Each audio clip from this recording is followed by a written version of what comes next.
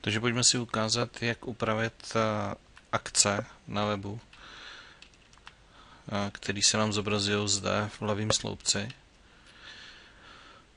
Zase opět ve zprávě webu vybereme kategorii, která je v češtině akce, a pak tady máme další anglickou a německou verzi.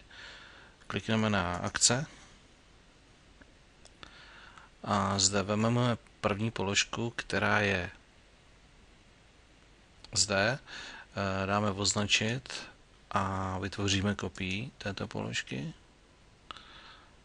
Zde vidíme, že ji máme nezveřejněnou, můžeme na ní kliknout a v podstatě upravíme kopii poslední položky. Takže vymažeme přezdívku, zde napíšeme nadpis